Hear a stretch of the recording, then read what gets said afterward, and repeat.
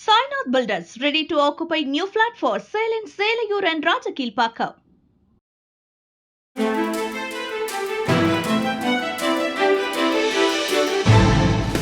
தட்டை, சீடை, முறுக்கு, ரிப்பன் போகடா, அதிரசம் என்ன வேணாலும் செய்யுங்க. ஒரே ஒரு 5 லிட்டர் இதய மந்த்ரா கடல் எண்ணெய் பேக் ஒரு மாசம் முழுசுக்கும் அத்தனை சமையல் முடிச்சு விடலாம். இதய மந்த்ரா. தினமல நேயர்களுக்கு வணக்கம். வணக்கம். அண்ணாவை விமர்சிப்பதை அதிமுக ரசிக்கிறது என்று பலவாறாக பல பேர் திமுகவில் விமர்சித்திருக்கிறார்கள். ஐயா, இந்த கருணாநிதி அவர்களை பற்றி மற்றவர்கள் விமர்சித்தது, கருணாநிதி மற்றவர்களை விமர்சித்தது சேர்ந்து பார்ப்போமா? முருகன் மாநாடு நடத்தினது ஒரு அரசியல்னு வன்னியரசுல இருந்து வைகோ வரைக்கும் பேசி இருக்க, அதெல்லாம் கிடையாது. நாங்க முருகன் மாநாடு நடத்துல இருந்து நிறைய பேருடைய தூக்கம் போச்சுன்னு சொல்லி இருக்கிறாங்க பாஜக முன்னாள் தலைவர் தமிழிசை அவர்கள். மன நிறைவே இல்லைனாலும் திமுக கூட்டணியில நாங்க தொடர்கிறோம் என்று தமிழக வாழ்வுரிமை கட்சியினுடைய தலைவர் வேல்முருகன் சொல்லியிருக்காரு. எதற்காக விவரங்களை பார்க்கலாம். எதிர்க்கட்சி தலைவர் எடப்பாடி பழனிசாமி ஒரு அறிக்கை விட்டிருக்காரு. அதுலயும் வார்த்தைக்கு வார்த்தை பொம்மை முதலமைச்சர்னு ஐயா ஸ்டாலின் அவர்கள் தமிழ்நாட்டை பின்னுக்கு இழுத்துட்டார்னு குற்றம் சாட்டி இருக்கிறார். விஜய் பேனரை கிழித்த திமுகவினர், இது ஏன்னு கேட்க போன தாவேகாவினர் மண்டையை உடைத்தனர். எதற்காக, எங்கு நடந்தது, விவரங்களை பார்க்கலாம். தமிழக வெற்றி கழகம்ன்ற பேரை கேட்ட உடனே அவரை விடுங்க, வீட்டுக்குள்ளே கிடக்கிறாரு அப்படின்னு சொல்லிட்டு நாங்க மக்கள் கிட்ட ஓட்டு பிச்சை எடுக்கதான் செய்வோம் அப்படின்னு பேசி இருக்கிறார் தமிழக அமைச்சர் சேகர்பாபு ஐயா. திருநீரை நான் ஏன் துடைத்தேன் என்று புத்தகம் வெளிவரும் கதையாக அதற்கான விளக்க உரையை கொடுத்திருக்கிறார் திருமாவளவன். விவரங்களை பார்க்கலாம். இதை பற்றி தான் இன்னைக்கு நாம பார்க்க போறோம். இது சைட்லைன்ஸ்.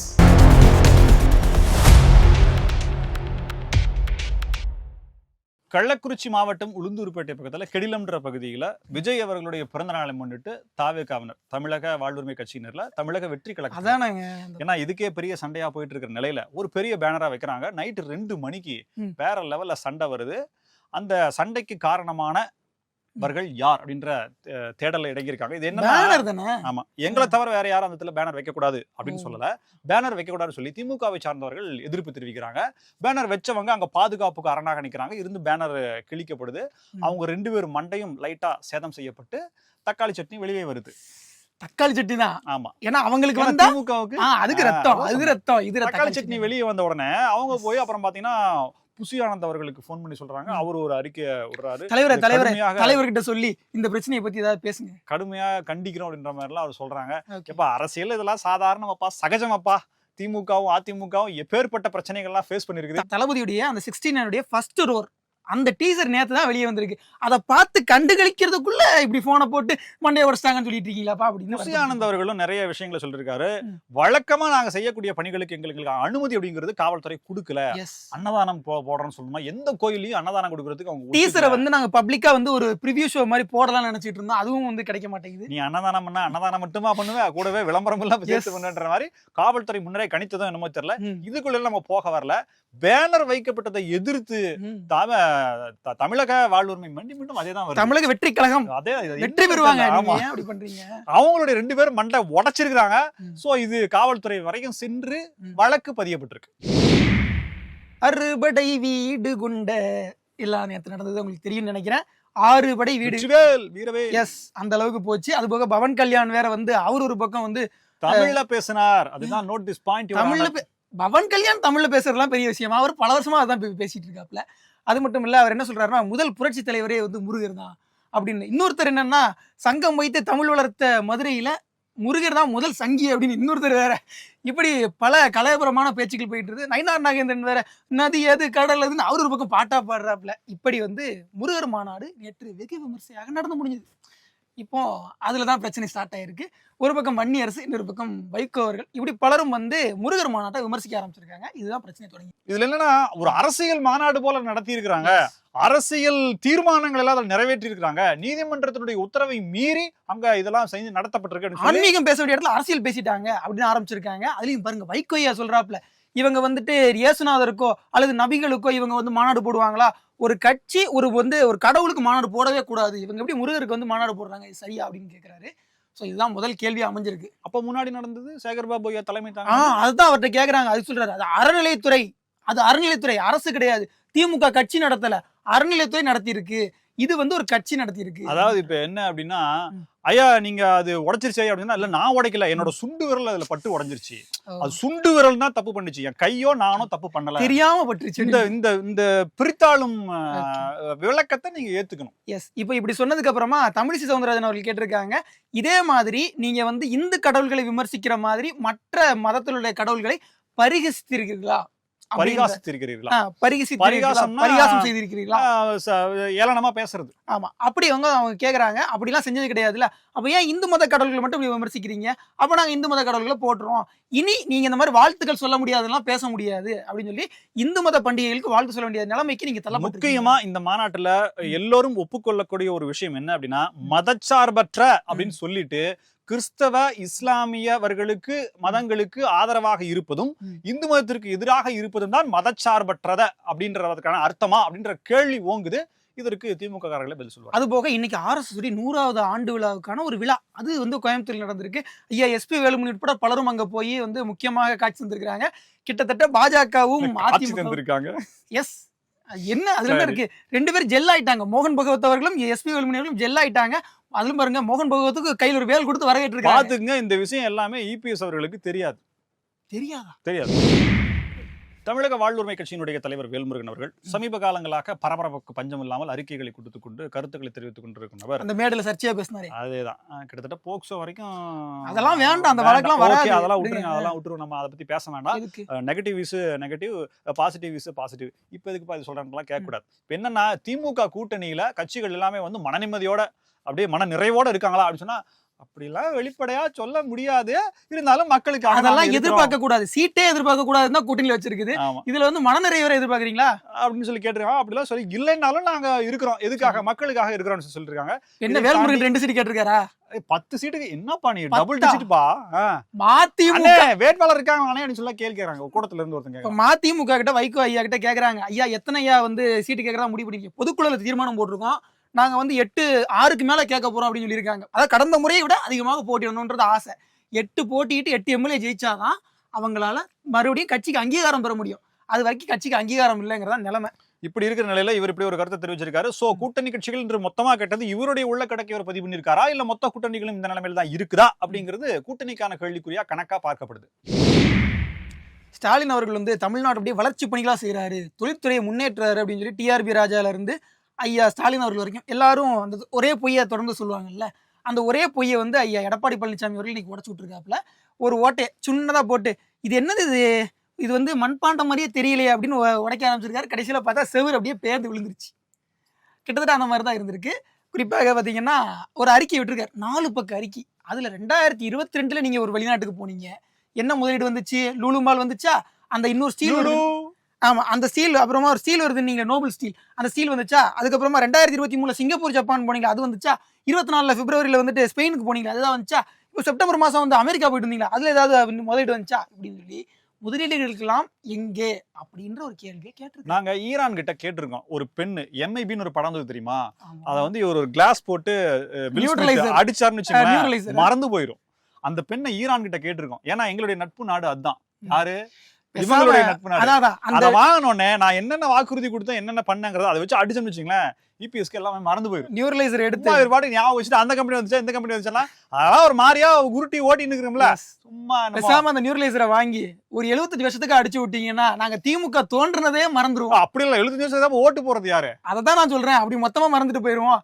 சரி, இப்ப என்னன்னா இந்த அறிக்கையில வந்துட்டு பல கேள்விகளை கேட்டிருக்காரு. தொழில்துறையுடைய வளர்ச்சி எங்கே, குறிப்பாக தமிழ்நாட்டை பின்னுக்கு இழுக்கிறதே பொம்மை முதல்வர் ஸ்டாலினுடைய வேலையா? இப்போ இதெல்லாம் நீ சொல்றீல, நான் நேற்று கண்ணார கண்ட ஒரு சொந்த அனுபவத்தை நான் பகிர்ந்துக்கிறேன். பாடி சரவணா ஸ்டோர் இருக்கு இல்லையா, அதுக்கு பக்கத்துல ஒரு வாட்டர் அந்த மெஷின் இப்பதான் வாட்டர் ஏடிஎம் வந்து தமிழக முதலமைச்சர் வழங்கினார் இல்லையா, இந்த பொத்தானை 2 முறை அழுத்தினால் அழுத்தவும் போட்டிருந்தது. அங்க பொத்தானே இல்ல, ஓட்டதான் இருக்குது. அப்புறம் பாத்தீங்கன்னா காத்துதான் வருது. நாங்க சரி காத்தாவது பாக்கலாமே சொல்லி பார்த்தா காத்தே வரல, அதுல எதுவுமே வரல. ஆனா அது பல நாளே ப்ளூ கலர்ல பல இருக்குது. வாட்டர் ஏடிஎம் செலவு பண்ணாங்கன்னே தெரியல. 2 நாள் தான் செலவு ஆச்சு. அதுக்கப்புறம் அதுல பல பேர் அந்த பஸ் ஸ்டாப் பக்கத்துலயே இருக்கு, பல பேர் கேன் எடுத்துட்டு போறாங்க, டம்ளர் எடுத்துட்டு போறாங்க, எங்கடா பட்டன் பாக்குறாங்க. ஆனா அங்க ஒண்ணுமே இல்ல. திராவிட மாடலின் பெருமையாக நீண்ட நெடுங்காலத்துக்கு நிற்கும். வாட்டர் ஏடிஎம் ஏர் ஏடிஎம்மா மாறிடுச்சுன்னு சொன்னாங்க. இப்ப ஏர் ஏடிஎம்ல ஏரும் வர மாட்டேங்குதுங்கிறாங்க. என்னன்னா இந்த அறிக்கையை பாருங்களேன். இந்த அறிக்கையில ஒரு 5-6 இடத்துக்கு மேல பொம்மை முதல்வர்னே எழுதியிருக்கிறார். இதெல்லாம் பார்த்தா ஐயாவுக்கு மனசு காயப்படுமா இல்லையா? அப்படிலாம் எழுதக்கூடாது. அவர் என்னென்ன விமர்சனம் பண்ணிருக்காரு, அது பொம்மைங்கிறதா சொல்லி நாங்க ஆதங்கப்பட்டுக்கிறோம்ன்ற மாதிரி போட்டிருக்காங்க. நோ, பொம்மை முதல்வர் சொல்லக்கூடாது. இந்த நெற்றியில இருந்து திருநீரை அழிச்சாரு நம்ம திருமாவளவன் அவர்கள். அதன் பிறகு ஒரே சங்கிகளோட போராட்டமா இருக்கு, நமக்கு அதுக்கு பதில் சொல்லணும்ன்ற அவசியம் இல்லைன்னாலும் அப்படின்ற மாதிரி இன்னைக்கு ஒரு அறிக்கை அவர் கொடுத்திருக்காரு. அதுக்கு காரணம் என்னன்னா, நேற்று அண்ணாமலை பேசின பேச்சு அப்படி. அவர் அந்த முருகர் மாநாட்டில் பேசும்போது ஒரு 4 நாளைக்கு முன்னாடி ஒரு திருப்பரங்குன்றத்துல ஒரு எம்பி, அவர் ஒரு கட்சி தலைவர், அவர் வந்து கோவிலுக்கு வந்துட்டு திருநீரை அழிச்சிட்டு செல்ஃபி கொடுக்குறாரு. ஒரு செல்ஃபி கேட்குறாங்க. செல்ஃபி கொடுக்கும்போது ஏன் திருநீரோட செல்ஃபி எடுத்தா என்ன? அதை வந்து செல்ஃபி. இவர் இன்னைக்கு கொடுத்த பேட்டியில் இருக்கக்கூடிய சில முரண்கள், எனக்கு தெரிந்த முரண்களை நான் சொல்றேன். என்னன்னா, ஏற்கனவே சொல்ல முடியல, அரை மணி நேரம் வச்சோம், எவ்வளவு நேரம் வச்சுட்டு இருக்க முடியும் அப்படின்ற மாதிரி ஒரு கருத்தை முன் வச்சிருந்தார். ஆனா இன்னைக்கு என்ன சொல்றாருன்னா, வேர்வை இருந்தது அதை அப்படியே தொடச்சேன் அப்படின்றாரு. செல்போனை பார்த்து தெளிவா திருநீர் எங்க இருக்கோ அதை பார்த்து அழிக்கிறாரு. ஆனா இன்னைக்கு என்ன சொல்றாருன்னா, நான் திருநீரை தொடச்சேன், முகம் நல்லா இருக்கணும், வேர்வையெல்லாம் எதுவும் இருக்கக்கூடாதுங்கிறதுக்காக நான் பண்ணேன். கிட்டத்தட்ட 30 வருடங்களுக்கு முன்பு நான் வேலையில இருக்கும்போது அந்த இடத்துக்கு போனேன், இந்த முறை மறுபடியும் நான் மீண்டும் போயிருக்கேன் அப்படின்றாரு. நம்பிக்கை அடிப்படையில் போயிருக்கேன். அதாவது நீங்க கடவுள் மறுப்பாளராக இருந்தால், ஒருவேளை வேறு மதத்தை சார்ந்தவராக விரும்புபவராக இருந்தால், அந்த கோவில்கள் நீங்க அந்த நிலையை அப்படியே நீங்க மெயின்டைன் பண்ணுங்க. ஏன் தேர்தலுக்காக நீங்க வந்து நானும் இப்படித்தான் அப்படின்ற மாதிரியான ஒரு நானும் இந்து தான் அப்படின்னு சொல்லிட்டு ஏன் வர்றீங்க? அப்ப இந்துக்களுடைய வாக்குகள் உங்களுக்கு என்ன அப்படின்ற மாதிரியான கேள்வி முன் வருது. இன்னைக்கு அவர் பேசி இருக்கக்கூடிய பேட்டியில ஏகப்பட்ட முரண்பாடுகள் அப்படிங்கிறது இருக்கு. பாயிண்ட் அவுட் பண்ணி போட்டோமா அது தனியா ஒரு ப்ரோக்ராமாவே போடலாம். தண்ணில விளக்கம் கொடுத்திருக்காரு. இது எங்க போய் முடியுது, இதற்கு என்ன துணை கேள்விகள் கேட்க போறாங்கன்றத பொறுத்திருந்து பாருங்க. ஏற்கனவே வந்து முருகன் சனாதன வழுக்குப்பாறைன்னு சொன்னது ஐயா தான். ஆனா முருக பக்தர் மாநாடு நடத்தும் போது ஐயா எதுவுமே பேசல. அதுக்கு பிறகு இப்போ கோயிலுக்குலாம் வேற போயிட்டு வராரு. திருவண்ணாமலைக்கு போனாருன்னு நினைக்கிறேன். இப்போ திருப்பரங்குன்றம் போயிருக்கிறாரு. அநேகமா ஐயாவுக்கு வந்து எல்லா கடவுளுடைய ஆசிகளும் பரிபூர்ணமாக கிடைத்து அவர் மீண்டும் எம்பி ஆவாரா அப்படின்றதெல்லாம் இந்த விளக்கத்தை சொல்லும் போது கூட திருநீரை அப்படியே போட்டுருவாங்க அப்படின்னு சொல்லி சொல்றாரு. நெத்தில வைக்க மாட்டாங்க அப்படின்னு. ஆமா, யாருக்கும் வச்சு விட மாட்டாங்க. சின்ன குழந்தை ஒரு 10 வயசு 12 வயசு வரைக்கும் இருந்தா கூட எந்த கோவிலா இருந்தாலுமே அவங்க நெற்றியில வச்சுதான் விடுவாங்க, எந்த கோயில் இருக்கக்கூடிய அந்த பிரதானத்துல இருக்கக்கூடியவருமே. ரெண்டாவது இந்த மாதிரியான பெரிய விஐபிகள் வந்தாலுமே வைத்து விடுவார்கள். ஆனா இவருக்கு வச்சு அதை இவரு ஏதாவது பண்ணிடுறாருன்ற பயத்துலதான் அவர் ஏதாவது பண்ணிட்டாரா அப்படின்றதான் இருக்கு. சோ அந்த திருநீரை கொடுக்கறதையுமே கிரிட்டிசைஸ் பண்ணி அவருடைய விளக்கம் அப்படிங்கிறது இருக்கு. இருந்தாலும் இதற்கான என்ன எதிர்வினை அப்படிங்கறத பொறுத்து இருந்து பாருங்க. அறநிலைத்துறை அமைச்சர் மாண்புமிகு ஐயா சேகர்பாபு அவர்கள் இன்னைக்கு ஒரு பேட்டி கொடுத்திருக்கிறாரு. அந்த பேட்டியில நிறைய விஷயங்களை பேசினார். சார், இந்த தமிழக வெற்றி கழகம் அப்படின்னு அவர்களுக்காக வீணா போனவர் வீட்டுக்குள்ளே இருக்காரு, வெளியே வர மாட்டேங்கிறாரு அப்படின்னு டக்குன்னு போற போக்கில் அடிச்சுட்டு போயிட்டாப்ல. அணில்களே, இதுக்கெல்லாம் காரணம் நான் கிடையாது. எதுவா இருந்தாலும் நீங்க கோவப்படுறாருன்னா அமைச்சர்கிட்ட கோவப்படுங்க, அவர் தான் இதெல்லாம் சொன்னது. சொல்லி காமெடியில சொல்லுவாங்க, அவன் ஒரு தடவை தான்டா சொன்னான், நீ சொல்லி காட்டுற 100 தடவை சொல்லிட்டியாடா. விஜய்னு சொல்லல, தமிழக வெற்றி கழகம் சொன்னா அவர்கிட்ட வீணா போனவர் வீட்டுக்குள்ளே கிடக்கிறார் அப்படின்னு சொல்லி விட்டாரு. ஸோ இது சொன்னதுக்கு அப்புறமா மற்ற விஷயங்களை பேசுறாரு. அதுல வந்து அண்ணாமலை வந்து தேர்தல் சமயத்துல இவங்கெல்லாம் வந்து ஓட்டு பிச்சை கேட்கறதுக்காக நம்ம கிட்ட வருவாங்க அப்படின்னு முருகர் மாநாட்டுல சொன்னார்ல, அதை அப்படியே சேகர்பாபு ஐயா கிட்ட கேள்வியா கேட்கறாங்க. உடனே ஐயாவும் நாங்க அப்படித்தாங்க உடனே ஒத்துக்கிட்டாரு. என்னையா அது டக்குனு ஒத்துக்கிறீங்க அப்படின்ற மாதிரி ஆகிப்போச்சு. அதுலயும் நாங்களாம் அப்படித்தாங்க, நாங்க வந்து மக்களுக்காக தோன்றிய இயக்கம், மக்கள்கிட்டே வந்து ஓட்டு பிச்சை கேட்கலாம் எங்களுக்கு சாதாரண விஷயம் தான், நாங்கள் மக்களிடம் ஓட்டு பிச்சை கேட்டு செல்லத்தான் செய்வோம் அப்படின்னு ஓப்பனா வெளிப்படையா சொல்லிருக்காரு. சோ இன்னும் அரசியல் கட்சிகள் என்னென்ன ஸ்டண்ட் பண்ணும், தேர்தல் நெருங்க மக்களே பார்த்துக் கொள்ளுங்கள். முருகர் மாநாட்டுல அண்ணா அவமதிக்கப்பட்டார். அங்கே அமர்ந்திருந்து அதிமுக தன்னோட கட்சியினுடைய பேர்லயே அண்ணா வைத்திருக்கக்கூடியவர்கள் அதற்கான எதிர்வினையா என்ன ஆட்டுனாங்க, இதெல்லாம் வேற மாதிரி. அதாவது இதெல்லாம் சரியா, இது வந்து அவருடைய படத்தை எடுத்து அமித்ஷா படத்தை போட்டுருங்க அப்படின்ற மாதிரி எல்லாம் பலவாறாக திமுகவில் இருக்கக்கூடிய பல பேர் விமர்சித்திருக்கிறாங்க. குறிப்பா திமுகவுடைய அமைப்பு செயலர் RS பாரதி அவர்கள் இன்னும் பலர் எல்லாமே விமர்சித்திருக்காங்க. நான் இந்த விமர்சனங்கள் யாரு என்னென்ன விமர்சிச்சாங்க அப்படிங்கறத இணையதளங்கள்ல நீங்களே இருக்கு. பேராசிரியர் ராமசீனிவாசன் அதுக்கு விளக்கம் கொடுத்து பேட்டிலாம் கொடுத்திருக்கிறாரு. அதுல இந்து முன்னணி எப்படி தோன்றியது, எதன் காரணமாக தோன்றியதுங்கிற விளக்கப்படத்தை போடும்போது அது வந்திருக்கு.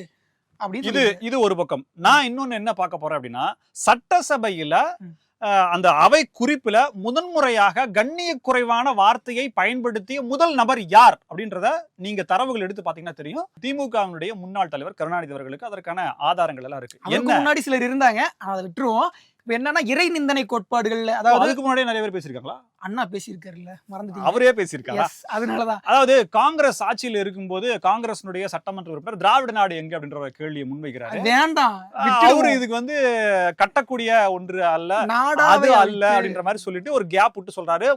ஒட்டுமொட்ட ஆனா அதுக்கப்புறமா சட்டமன்ற குறிப்பிலே இல்லாமபாங்க, அது நடக்கவே இல்லாமபாங்க, இதெல்லாம் கதை விடுவாங்க. அதெல்லாம் ஒரு பக்கம் இதே கருணாநிதியை மதிமுகவினுடைய பொதுச்செயலாளர் வைகோ அவர்கள் கடுமையாக விமர்சித்திருந்தார் கடந்த 2016ஆம் ஆண்டு.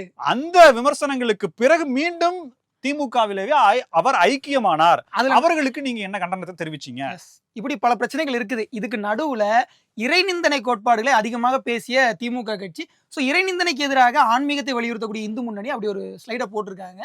அதுல என்ன பிரச்சனை? இதெல்லாம் ஒரு பக்கம் வச்சிருங்க. ஈவேரா அவர்கள் திமுகவிலிருந்து, அதாவது திராவிடர் கழகத்திலிருந்து பிரிந்து அண்ணாதுரை அவர்கள் கட்சி ஆரம்பித்து சென்று கொண்டிருக்கும் போது கடுமையான விமர்சனங்களை முன்வைக்கிறாரு. இத அண்ணாதுரை அவர்கள்ட்ட கேள்வியா முன்வைக்கிறாங்க. அப்போது அவர் சொன்ன பதில், நாங்கெல்லாம் அவரை தகப்பன்னு சொல்றோம், ஆனா அவரு என்ன எங்களை வேண்டாம் தேசி மகன் சொல்றாரு அப்படின்னு சொல்லி அவருக்குரிய பாணியில சொல்லியிருந்தாரு. சோ இப்ப நீங்க, அதாவது திமுக நகருகிறது அப்படிங்கறதே ஈவேரா அவர்களுடைய கோட்பாட்டின்படிதான். திராவிடர் கழகம் நகர்கிறதோ இல்லையோ, திமுக நகர்கிறதே இந்த கோட்பாடுகளை வைத்து தான். இதுக்கு நீங்க என்ன பதில் சொல்றது அப்படின்றத கேள்வியா இருக்கு. ஆனா நேற்று அண்ணாமலை அந்த மாநாட்டுல சூப்பரா ஒரு விஷயம் சொன்னார். அது என்னன்னா, உங்களுக்கு நிதி வேணுமா அல்லது சாமி வேணுமா நீங்களே முடிவு பண்ணீங்க. உங்களுக்கு உதயநிதி வேணுமா அல்லது எடப்பாடி பழனிசாமி வேணுமா அப்படிலாம் சொல்லல. நிதி வேணுமா அல்லது சாமி வேணுமா சொல்லல. இப்படிதான் சொன்னாரு. நிதி வேணுமா அல்லது சாமி வேணுமா நீங்களே முடிவு பண்ணிக்கன்னு அவர் சொன்னாரு. சோ அவர் அதிமுக ஆதரிக்கல அப்படின்னு நீங்க நினைச்சீங்கன்னா நினைச்சுங்க. அதாவது குறிப்பிட்ட ஒரு நபரை அந்த கட்சி பேராக வைத்திருக்கக்கூடியவர்கள் இப்படியாக விமர்சனம் பண்ணிட்டாங்க, நீங்களாம் இப்படி மண்ணு மாதிரி நிக்கிறேன்ற மாதிரி இவங்க எடுத்து கொடுக்குறாங்க. ஆனா இதற்கு முன்ன சரித்திர நிகழ்வுகள்லாம் இருக்கிறதுனால இது உங்களுக்கு அதற்கு நீங்க என்ன எதிர்வினை ஆற்றுறீங்க அப்படின்ற கேள்வியை முன்வைத்தால் திமுகவில் எத்தனை நபர்கள் பதில் சொல்வார்கள்? இதே போல பல புதிய தகவல்களோடு மீண்டும் உங்களை சந்திக்கிறோம். இது சைலைட்ஸ். நன்றி.